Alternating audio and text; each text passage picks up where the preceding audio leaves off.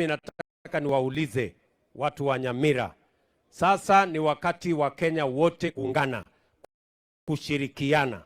Nyinyi kama wananchi wa Kenya, mulimaliza kazi yenu ya kupanga viongozi, si ndio? Mulimaliza ama mulibakisha?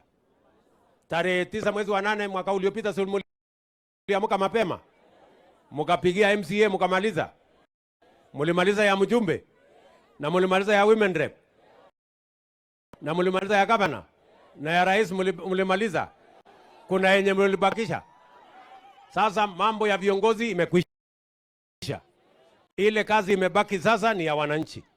Tukuje tujenge soko kama hii, tujenge nyinyi barabara, tupange ajira ya hawa vijana na Kenya iweze kwenda mbele.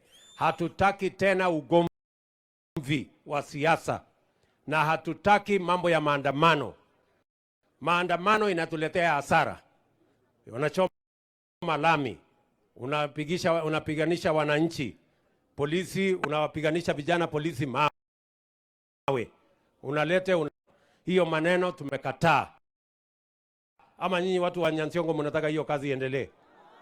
Mnataka maandamano iendelee hapa ati watu wavunjiane mali? Tunakuja tunaweka pesa nyingi kwa lami kama hii tunajenga. Alafu mtu mjinga anakuja kuweka tairi hapa anachoma. Sasa mimi nataka niulize, mnataka hii lami ijengwe ama ichomwe? Nauliza nyinyi maswali bwana. Ijengwe? Ijengwe ama ichomwe? Sijengwe.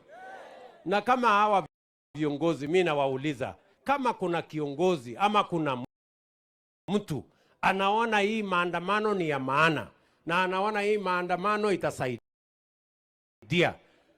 kabla ya kuja kusumbua hawa vijana wetu, yeye mwenyewe akuje na bibi yake na akuje na mtoto wake, wakuje wafanya maandamano, wapigane na polisi. Ama namna gani? Sio kama tunaelewana? Tuko pamoja? Tumekubaliana maneno ya maandamano? No. Na mimi nataka niseme kama rais wa Kenya, hakuna mtu ataharibu mali ya mtu mwingine. Hakuna mtu atachoma mali ya umma. Sisi tunataka nchi ya amani. Kenya inajulikana kama nchi ya amani. Kenya ni nchi ya demokrasia na Kenya ni nchi inayofuata sheria. Sisi tunataka tuendelee pamoja.